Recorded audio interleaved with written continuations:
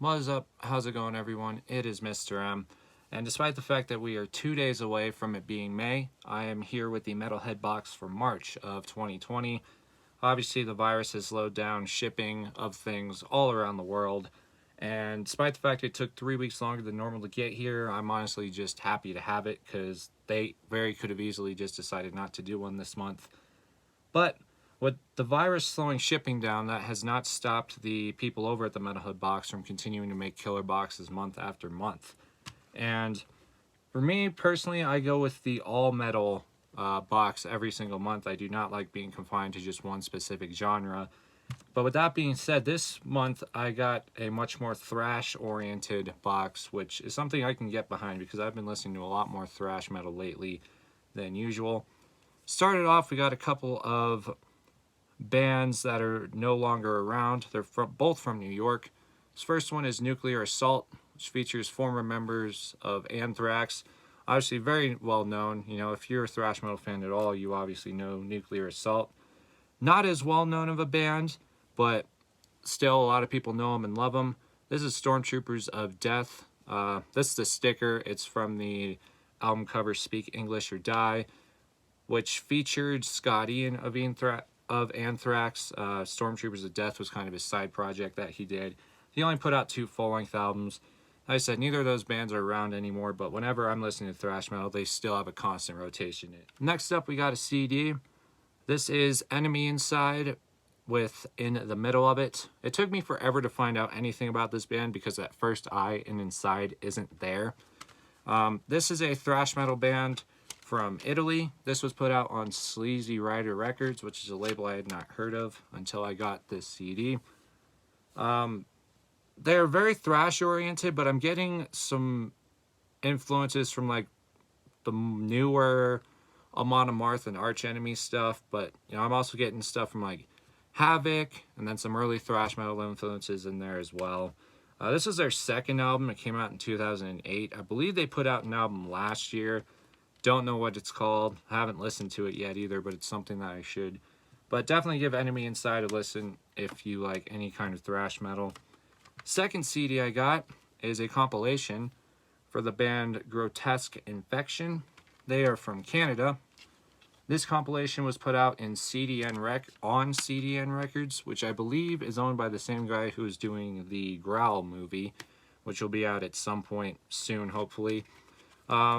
This features the Festering Wounds demo and the Consumption of Human Feces demo, which was put out in 1991 and 92. And those are the only 2 things the band has ever done.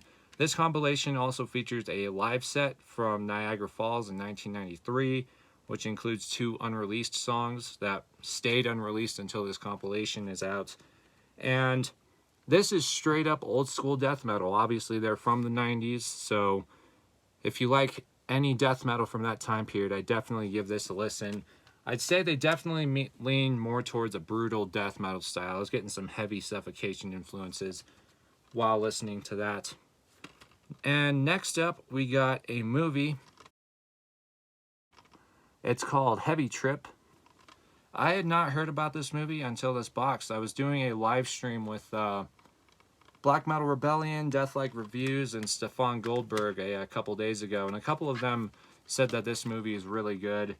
I've heard some good things about it online and from other people who have done the Metalhead boxing for March as well.